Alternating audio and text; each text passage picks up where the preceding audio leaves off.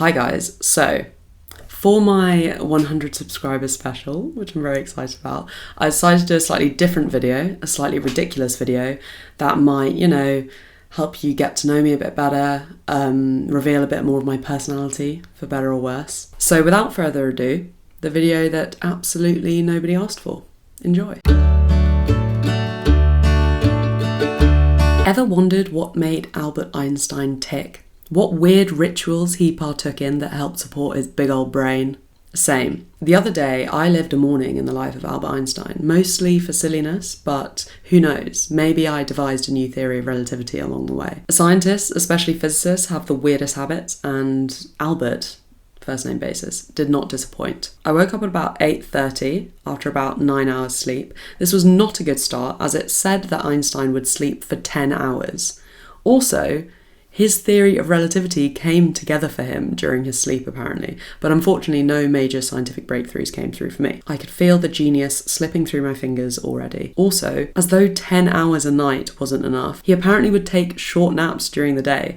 The BBC reports that Einstein made sure that he didn't sleep too deep during nap time by using a spoon in his hand with a metal plate directly underneath, so he would drift off a little bit, and then the moment he drifted off too much, the spoon would fall, make a racket. Really, really bizarre. I went to get dressed in an Einstein-approved aesthetic. Aside from his distinct hair, it was a little harder to get information about his views on fashion, so I kind of assumed there weren't many, but I did find that his favourite colour was red, apparently, and he hated wearing socks. The socks thing was a really weird one. According to the Voice of Fashion, his decision to avoid socks wasn't an act of rebellion or nonconformity. He once admitted that when he was younger, his big toe always ended up in the hole of socks, and this is why he detested wearing them. He found it just really uncomfortable and quite annoying, which is fair enough. I find this quite amusing because that's just exactly what happens to me. I don't know what it is. My toes always fight their way through the end of the sock.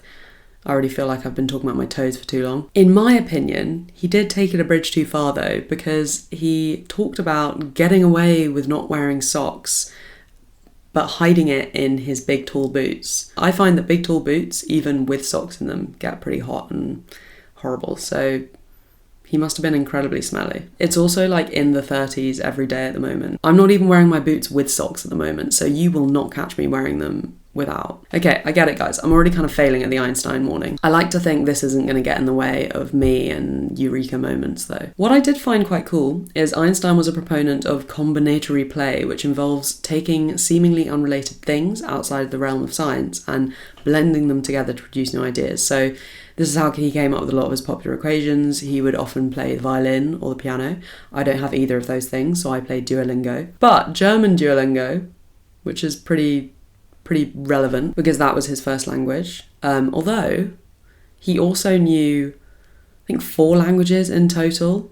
I mean, I guess he was Einstein, but I still, it does boggle me when people know so many languages. Super impressive. His wife, Elsa, once said, music helps him when he's thinking about his theories. He goes into his study, comes back, strikes a few chords on the piano, jots something down, returns to his study. So there I was, fervently practicing my dies and ders. One thing I did actually see that I think is true was multiple reports on his breakfast. He would opt for 2 fried eggs and mushrooms pretty much every day. There was no mention of toast, so I made do and just had it on crumpets. And it was a really delicious breakfast. If I'm being honest, I've had this before just as my breakfast. Finally, Einstein's daily walk was apparently sacred to him.